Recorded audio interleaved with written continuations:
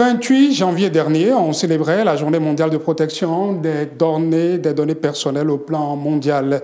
C'est une thématique qui mobilise de plus en plus l'attention à travers le monde, surtout en cette ère du tout numérique. Placer la protection de la vie privée au premier plan, c'est le sujet qui a nourri les réflexions pendant cette journée.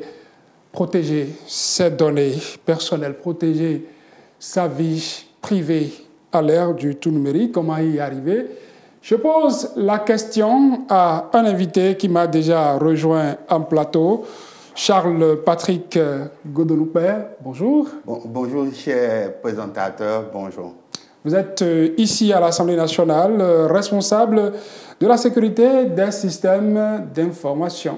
Tout à fait, merci. Merci à vous d'avoir répondu à notre invitation. Je vais dire, nous parlons donc de protection de données à caractère personnel. Pour nos téléspectateurs qui nous suivent, quand on parle de données, déjà c'est quoi avant qu'on parle également de données à caractère personnel? Charles Godeloupé.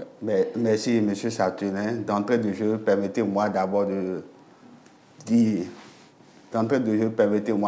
saluer le président de l'Assemblée nationale, son Excellence, M. Pérounou Louis Flavonou, le secrétaire général administratif et le directeur des services de l'information et de la communication qui a accepté que nous soyons présents sur cette émission. Une donnée, c'est quoi? C'est tout ce qui a de la valeur pour une entreprise, pour une institution. Quand nous parlons de la donnée, c'est ce qui a de la valeur pour nous, que ce soit les images, les photos, les vidéos. Données à caractère personnel, c'est ce qui caractérise un individu à travers peut-être son CSA, son identifiant unique, son numéro de téléphone, sa photo même. Ça fait partie des traits à caractère personnel. Oui. Est-ce que vous avez commencé par les citer et quand on parle de données à caractère personnel, est-ce que parfois on va même jusqu'à dire que la plaque d'immatriculation d'une moto, c'est une donnée à caractère personnel? Est-ce que c'est bien ça, monsieur? Mais c'est ça, nous disons, parce qu'aujourd'hui, nous avons la NAD qui, à travers le code identifiant unique que tous les citoyens du Bénin possèdent déjà, avec votre immatriculation, on peut vous identifier. Donc, déjà, la plaque d'une moto constitue déjà une donnée à caractère personnel. Et quand on dit de les protéger, ces données, est-ce que je pourrais aller jusqu'à dire, bon, je protège mon nom, je protège la plaque d'immatriculation de ma moto, de ma voiture? Comment protéger ces données quand on sait que c'est des informations qu'on échange au quotidien dans les interactions que nous avons dans la société? Vous savez, le législateur a tout prévu. En termes de protection des données à caractère personnel, nous faisons recours à la loi 2017-20 du 20 avril 2018 qui porte sur le code du numérique. Et c'est le livre 5 qui traite des données à caractère personnel. Donc, pour protéger les données à caractère personnel, c'est tout un arsenal que nous mettons en place dans différentes structures, dans différentes institutions, pour que les informations des usagers ne se retrouvent pas dans le dark web, c'est-à-dire ne se retrouvent pas sur Internet. Parce qu'aujourd'hui, nous faisons beaucoup d'efforts au niveau national où nous disons par exemple, si vous avez une carte SIM, vous êtes lié, votre nom et prénom est lié à cette carte SIM. Donc, ne pas protéger vos informations et vous laisser à la main des cybercriminels et tout, vous pouvez vous sentir un peu affecté demain parce que dès que les gens volent vos SIM pour commettre des forfaits après, les juridictions vont vous prendre et ça va vous tomber là-dessus. Quand vous parlez de ce code du numérique, parlez-nous-en un peu. En résumé, qu'est-ce qu'il dit, ce code du numérique? Au fait, le Bénin, c'est le moment d'abord de féliciter la dynamique qui est en cours sur le plan national et remercier les honorables députés pour nous avoir permis d'abord d'avoir une ligne lorsque nous parlons du numérique. Le Bénin fait partie des premiers pays de l'Afrique de l'Ouest à avoir le code du numérique et c'est une école que les gens viennent au Bénin chercher. Quand nous parlons du code du numérique, nous parlons des grandes thématiques. Donc ce code du numérique est résumé en 6 grands livres, dont à présent nous parlons des données à caractère personnel qui constituent le livre 5. du Code du numérique. Maintenant, ce livre 5, quand nous voulons parler des données à caractère personnel, il y a la confidentialité de ces données, c'est-à-dire quoi? Tout ce que je collecte chez vous, en tant que satellé Josso, par exemple, n'a pas le droit de se retrouver dans le dark web. C'est-à-dire n'a pas le droit de se retrouver sur Internet, c'est confidentiel. Et je crois que c'est l'article 350 du livre 5 qui élucide ça. Et mieux encore, dès que je veux prendre des données à caractère personnel chez quelqu'un, il faut son consentement. C'est-à-dire que je ne peux pas venir chez vous maintenant, comme vous venez ici, nous voyons des caméras un peu installées partout. Normalement, dans l'arsenal juridique, à travers la loi sur le code du numérique, nous devons avoir l'approbation de l'autorité de protection des données à caractère personnel, l'APDP, pour dire que les images que nous recueillons ici, c'est strictement dans le cadre de notre travail et ces images ne doivent pas être diffusées sur Internet.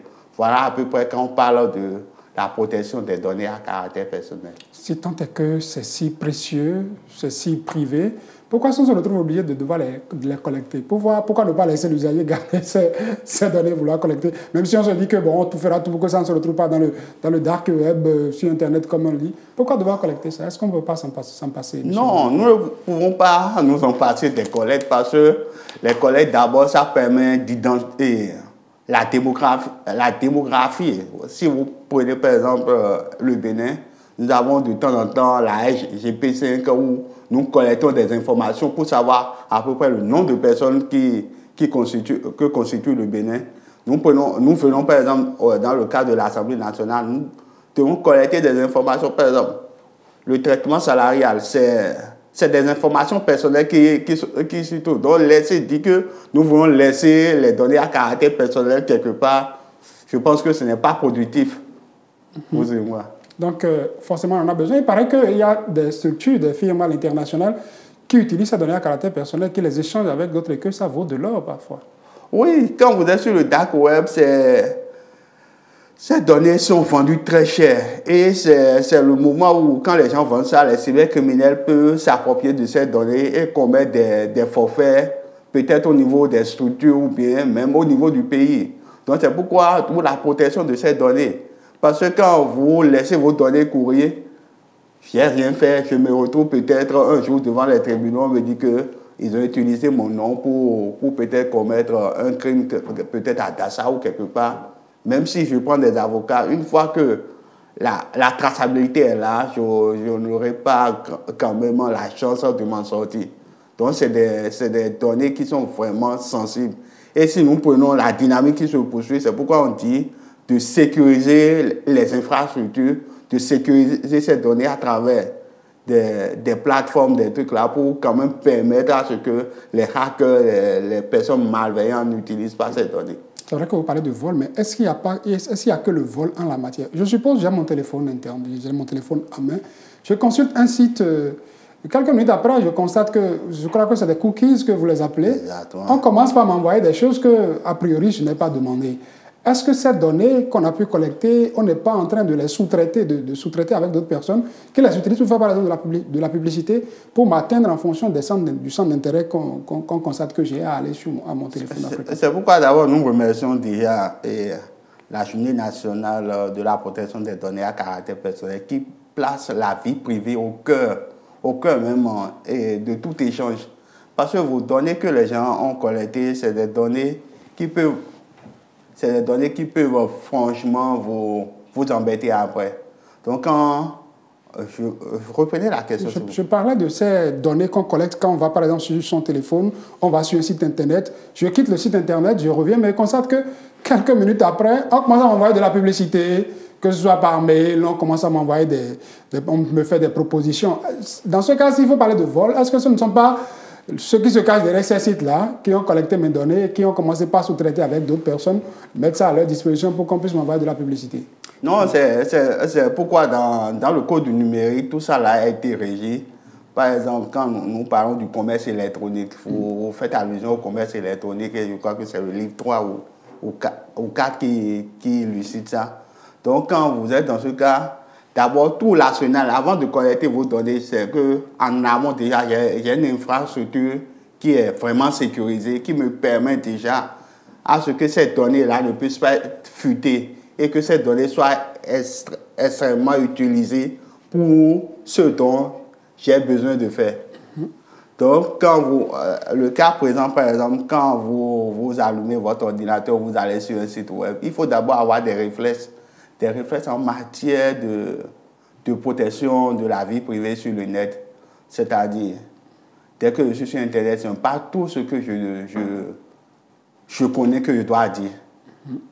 Ou bien, dès que je suis sur Internet, je dois d'abord bien choisir mon identifiant, mon mot de passe, avoir un pseudonyme, ne pas publier des vidéos. Parce que quand tout ça, là, c'est des informations que nous ne savons pas celui qui est derrière. Nous sommes ici, Internet, c'est le réseau des réseaux. Donc, celui qui est derrière, nous ne le connaissons pas. Donc, il y a des informations, à moins que ce soit un site vraiment sécurisé, crypté, où vous avez votre confiance. Et même, on dit en matière de sécurité, la confiance n'exclut pas le contrôle. On va venir à ces réflexes qu'il faut avoir tout à l'heure. Monsieur Godonoupe, dites-nous, au-delà de nous sommes sur Internet, il y a des applications qu'on nous propose, par exemple. Et lorsque vous les téléchargez, on vous parle de politique de confidentialité. On vous dit ça. Nous n'avons pas toujours le temps de dire que nous allons lire tout ce qu'on nous propose là. Alors qu'à la fin, on nous demande de cliquer sur « j'accepte » pour qu'on continue. En fait, quand vous parlez de la politique de confidentialité, c'est ces éléments-là devant le juge qui permettent déjà de vous dire « Ah, j'ai recueilli vos informations, c'est avec votre consentement. » C'est pourquoi je vous ai parlé du consentement. Donc, il faut lire. Il faut lire nécessairement, on peut faire un briefing de ce que le site me propose et tout, avant de cliquer sur « j'accepte ». Et en matière d'Internet, tout ne s'accepte pas.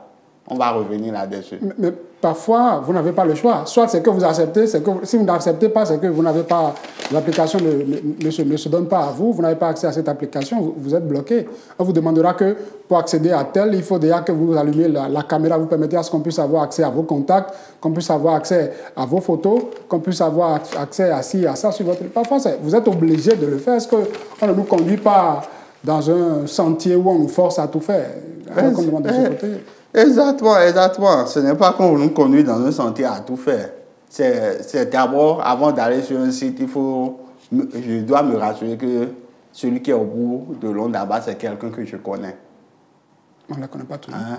Bon, il y a des sites où, tant que je ne suis pas sûr que celui qui est derrière moi, j'ai une certitude que, je prends par exemple, si vous prenez plusieurs applications, par exemple Zoom, Teams et tout, on vous dit, allumez votre caméra, allumez ci, allumez ça. Si déjà vous n'avez pas une version sécurisée de l'application, moi je dis que ce n'est pas bon d'utiliser ces applications-là. Il faut d'abord que la sécurité soit au premier rang. C'est-à-dire, je suis sûr déjà, je suis confiant, l'utilisateur est confiant que, en allant sur cette application, par exemple, mes données ne sont pas volées, mes données, là on peut cliquer et tout. Donc, quand on passe parlant de protection, M. Godonoupe, dites-nous, quels sont les réflexes qu'il faut avoir aujourd'hui à l'aide du numérique sur Internet pour s'assurer qu'on est en train, oui, d'utiliser un service, d'utiliser un site Internet, d'utiliser une application, mais qu'on est en train de se protéger? Quels sont les réflexes que vous pouvez donner à nos téléspectateurs aujourd'hui pour qu'ils puissent s'assurer de la sécurité en la matière? Exactement, en matière de réflexes, il faut d'abord avoir un pseudonyme, c'est-à-dire je suis sur des chats, des trucs là sur Internet, je dois avoir un nom où quelqu'un ne me connaît pas. Et les informations, les mots de passe, je dois choisir un bon mot de passe pour éviter à ce que dès que je quitte mon ordinateur ou mon terminal, quelqu'un d'autre ne puisse pas avoir le réflexe facile de crypter ou de casser ses mots de passe. Après, au niveau des photos, je dois savoir ce que je publie. Ce n'est pas tout qu'on publie. Peut-être ma nudité, ce n'est pas bon à publier sur Internet. Bon, je peux publier. Des informations qui peuvent me toucher, c'est des informations que je ne dois pas du tout publier sur Internet. Sa nudité, je pense que tout le monde sait que ça, c'est basique. Hein, si vous publiez, vous l'auriez voulu vous-même. Hein, parce que d'une manière ou d'une autre, on pense qu'on efface, mais c'est toujours quelque part. Après aussi, je peux dire que de réfléchir avant de publier. Parce que ça, par exemple, aujourd'hui, vous voyez, le centre d'investigation numérique sont allés chercher telle personne à tel endroit. C'est parce que nous méconnaissons nous-mêmes nos tests. Avant toute chose, il faut que nous approprions le contenu de ces tests-là, le code du numérique, notamment celui qui traite des données à caractère personnel ou bien de la cybersécurité ou de la cybercriminalité. Savoir que tout ce que je publie, même dans les forums WhatsApp, tout ce que je publie, ça peut se retourner contre moi. Donc si je n'ai pas la véracité des faits ou je ne sais pas la quintessence même du contenu, évitez de publier toutes ces informations sur le net.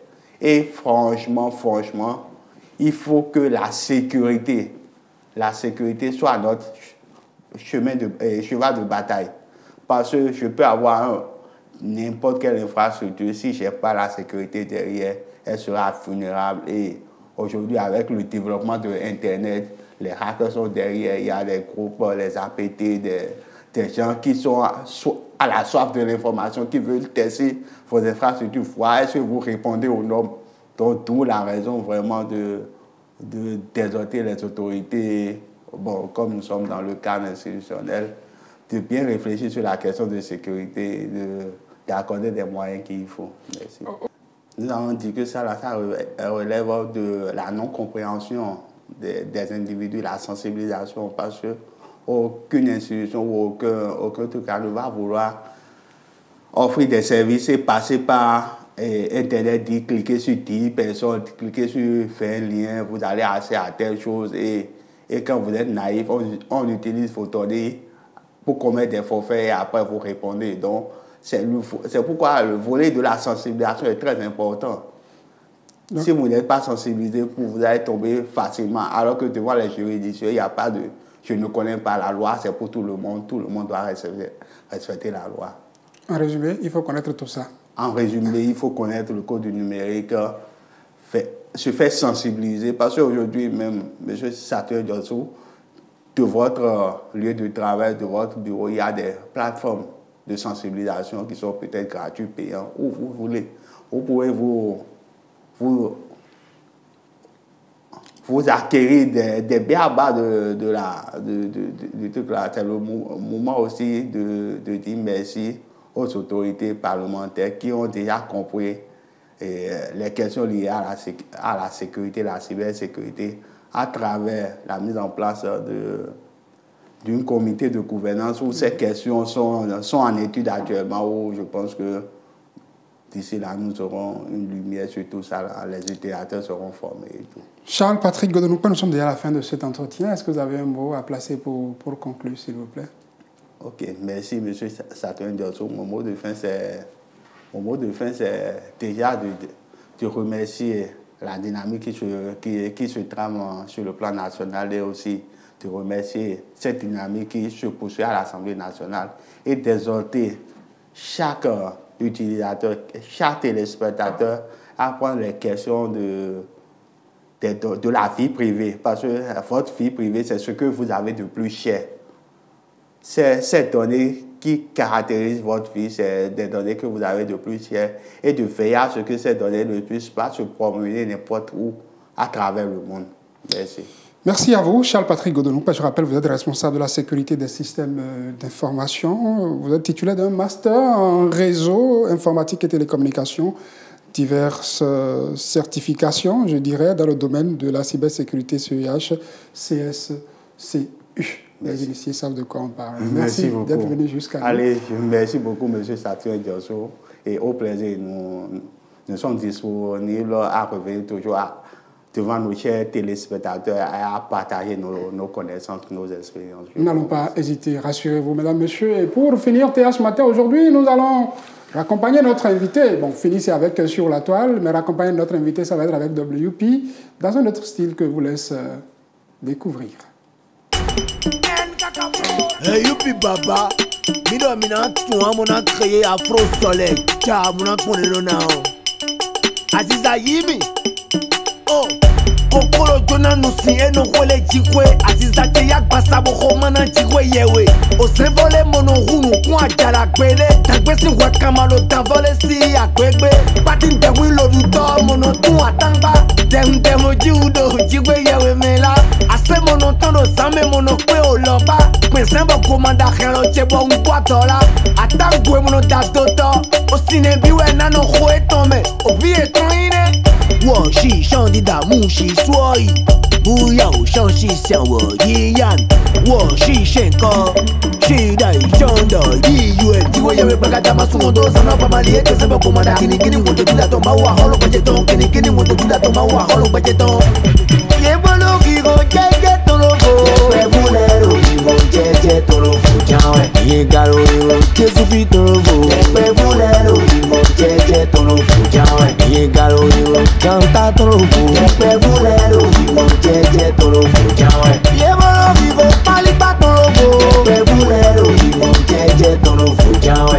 Soy el elegido de toda una generación. Yo mana baile moto español bemo ponuena. Fene, no era ya pero Afro Soleil. En Kakapro. Oh. Aziza Yimi, Sala Sabatone. Non di dale poni che to bu. En Kakapro. Hey youpi baba. Mina tuwa mona créé Afro Soleil. Cha mona konelo na o. Aziza Yimi. Oh. Kokoro jona nusi eno kwele jikwe. Aziza te yak basabo khomana jikwe yewe. Osevole mono hunu kwa jala gbele. Dagbe si wakamalo danvole si agbegbe. Patin de wilo du to mono tu atangba. Demo judo jikwe yewe.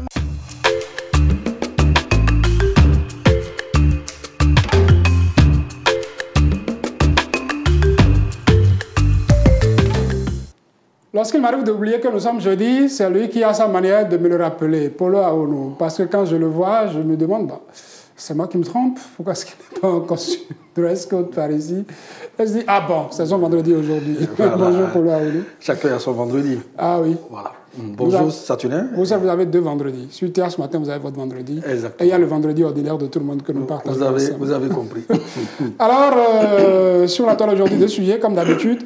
Et puis, sorti ce chat de votre gauche. Après, nous allons à la place de l'Amazon. Et oui. Avec le ministre du cadre de vie. Il y a une vidéo qui circule depuis quelques jours où on a vu un responsable de la police républicaine qui interdit l'utilisation de la place de l'Amazon pour des événements de pique-nique et des événements de réjouissance. Et je pense que cette information n'est pas juste. Et donc le ministre José Tonato est revenu d'abord pour démentir et dit l'usage que nous pouvons faire de la place de l'Amazon et a affirmé que la volonté du gouvernement, c'est donc de mettre cette place à la disposition du peuple béninois pour toute activité de loisirs. Nous allons sur la page ou nous suivons la vidéo qui... Bon, si vous voulez, on va directement sur la vidéo. Résume tout? Bien sûr. Ok, si la vidéo résume tout, nous allons demander à la régie de nous permettre d'avoir le ministre du cadre de vie pour nous résumer tout ceci. La population, principalement de Cotonou, mais en général du Grand Lukwe, ont constaté que Cotonou poursuit son programme d'embellissement. Et la place emblématique qu'il y a aujourd'hui, que tous les Béninois visitent, les Cotonouais et même les étrangers, c'est l'esplanade de l'Amazon, devant laquelle je me trouve, qui est une place d'abord principalement destinée au public. Vous avez dû remarquer que ça participe des aménagements qui sont attachés au boulevard de la Marina, qui est aujourd'hui le boulevard principal qui traduit l'image que nous voulons de la ville de Cotonou. Mais c'est d'abord une place publique ouverte à tout le monde pour des activités publiques et des activités et des fréquentations privées, si vous voulez. Vous avez dû voir que le monument n'est pas protégé. Le chef d'État souhaite que tout le monde y ait accès. La place aussi, on peut y venir à tout moment. Elle est éclairée la nuit, mais elle est également surveillée, sécurisée pour que les activités se passent dans les meilleures conditions. Il n'y a pas de conditions particulières, il n'y a pas de droit pour y mener un certain nombre d'activités. Il suffit seulement de faire une procédure sur la page service public pour les personnes, ce qu'on peut appeler les personnes morales, qui ont des activités formelles à faire genre activités sportives, activités de loisirs, rassemblements, il faut une autorisation. Il ne faut pas payer des droits pour utiliser la place. De même, les populations en général peuvent venir ici, mener des activités familiales, des activités de groupe, des activités de fraternité, des activités amicales entre des groupes qui peuvent se retrouver ici pour se détendre, se reposer, se promener et se donner des activités de loisirs. C'est d'ailleurs pour ça que les toilettes ont été construites. Vous avez dû voir, ces toilettes sont accessibles, tant ici sur l'esplanade de l'Amazone que sur le champ de foire de l'autre côté. Il y a également des toilettes sur le jardin de Mathieu. Ce jardin de Mathieu sera ouvert bientôt au public. Toutes ces places-là sont destinées à être... Quelques précisions du ministre du cadre de vie, Polo Aoulou. Eh oui, le ministre parlait tantôt des toilettes. Pour ceux qui, les habitués de ce lieu, il y a environ 1 an ou 8 mois derrière, vous allez constater que, vous connaissez les nôtres, les gens urinent un peu partout sur l'esplanade. Mais aujourd'hui, le gouvernement a construit des toilettes modernes et la précision ici qu'il tient qu'on doit faire, c'est que ces toilettes sont... L'accès est gratuit. L'accès est gratuit. J'ai eu à fréquenter ces toilettes il y a peu pendant les fêtes de fin d'année. Et puis il faut saluer les agents qui sont là, qui veillent à ce que si on constate qu'un homme va dans les toilettes, on dit que attention monsieur, ici c'est pour les femmes, c'est de l'autre côté. Et puis il y a du nettoyage qui se fait systématiquement. Après pour garder ces toilettes-là. Nous allons partager avec les amis téléspectateurs quelques images de ces toilettes modernes construite à la place de l'Amazone qui donne envie de visiter. Polo Aoulou nous conduit dans les toilettes. Allons-y, monsieur n'a pas envie de faire le besoin.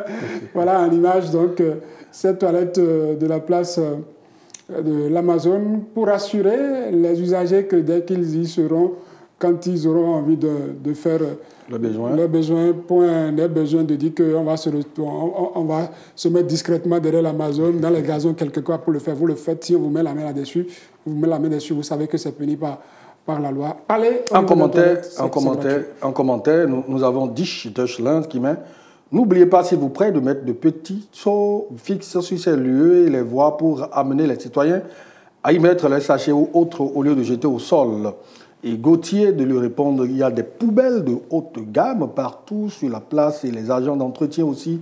Ils veillent 24 heures sur 24 heures, vous n'y verrez aucun déchet. Visitez la place et vous verrez. Verdugo Weko qui dit, si le Béninois n'est pas d'un autre niveau, c'est sur ces places qu'on fait ses besoins, alors que des toilettes y sont. La discipline. Rode Daxem qui dit, je suis heureux des mesures sécuritaires prises par le gouvernement concernant ce lieu qui montre une image extraordinaire de notre pays. Bravo au gouvernement. Et un dernier commentaire pour finir avec ce sujet, ça vient de Larry Dachan qui dit « L'étoile rouge, c'est notre tout. J'espère qu'elle sera réaménagée, ainsi que la place Goro pour faire vivre le tourisme. » C'est un appel qu'il fait de façon indirecte pour qu'on pense à ces places-là. Puisque déjà, il y a une rénovation déjà de la place qui sera désormais appelée place Tofa, non et non place Jambayol, voilà. Et donc, ici, à Porto Novo. Oui, donc c'est normal que les gens de Goro également réclament la rénovation. C'est sûr que c'est Louis Abraham Aléhonou qui allait écrire ce commentaire. Il a trouvé un pseudonyme pour aller le faire. Allez, Fadiver, Thierry Patz. Alors, c'est en anonymat que cet internaute souhaite les conseils des amis du net. Elle dit ceci. Bonjour coach Thierry Pat. Je suis une femme de 30 ans, mais j'ai toujours peur du mariage. Je viens encore de refuser une demande en mariage. Durant toute mon enfance, je n'ai jamais vu ma mère heureuse avec mon père. Il la battait et l'humiliait tout le temps. Une fois, elle a voulu partir. Il nous avait mis dehors, nous, ses propres enfants. Elle est revenue supplier. Il a toujours privilégié ses maîtresses et ses enfants du dehors. Dieu merci, ils sont devenus des voyous. J'ai commencé à me prostituer à l'âge de 18 ans pour subvenir à mes besoins. Quand j'ai obtenu mon master et j'ai trouvé du boulot, j'ai tourné la page à cette vie. Mes relations se passent toujours bien jusqu'à ce qu'on me demande en mariage. Je revois ces images de ma mère humiliée. J'ai déjà connu en moyenne 40 hommes. Je suis très infidèle. Je ne parviens pas à m'attacher à un homme. J'ai refusé la demande en mariage de l'autre, mais il y a encore 2 qui sont là. Je ne veux plus de cette vie. Comment puis-je guérir de ce traumatisme? Que disent les internautes? Alors, là, c'est un Allemand. Hein? Si vous pouvez m'aider à lire le nom, ça me ferait Je n'ai pas fait l'allemand, j'ai fait de l'espagnol tout. quand j'étais au lycée. Alors, non, je ne vais pas dire du n'importe quoi. Vraiment que les internautes nous excusent et nous allons lire seulement le commentaire. Voilà alors un truc que je ne comprends pas. C'est les meufs qui vivent dans la débauche qui ont plus cette grâce des demandes en mariage, alors que celles qui ont une vie saine peinent à l'avoir. La vie est injuste. Puis le chéri Foucault qui met, quand on dit aux parents que les actes ont des répercussions sur les enfants, ils pensent qu'on ment. Mais repens-toi et dis-toi que tu n'as pas le même destin que ta mère.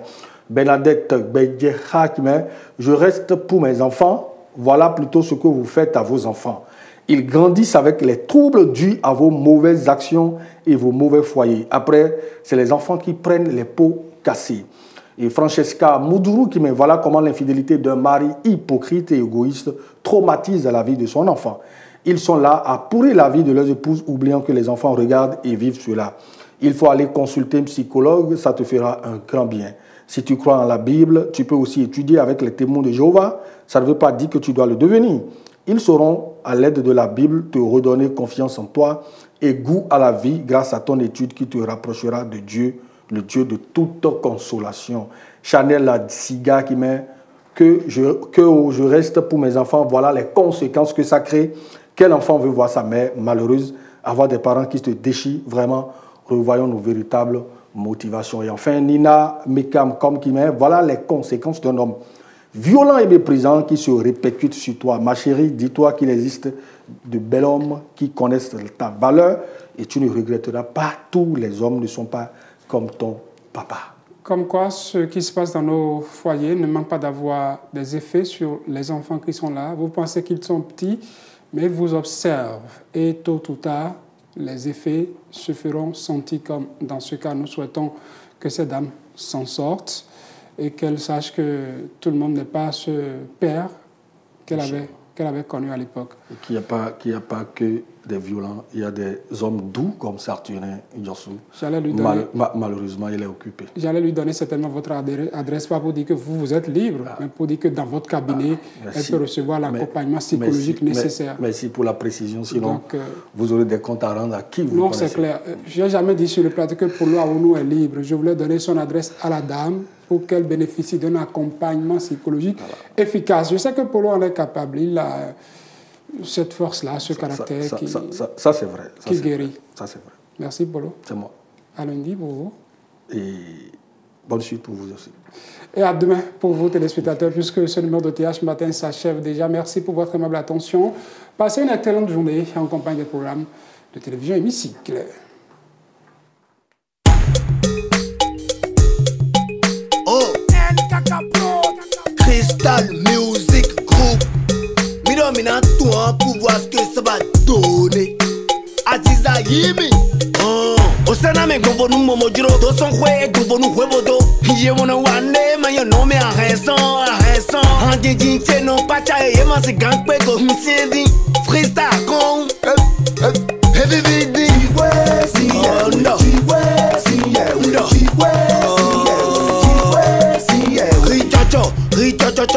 Richo, minando tori nuwa yo voto me edo fene ya tori nuwa yo voto me fene ndo tori nuwa yo voto me tori nuwa yo voto me la ndo tori nuwa yo voto me la Nyo yo jan fene el mo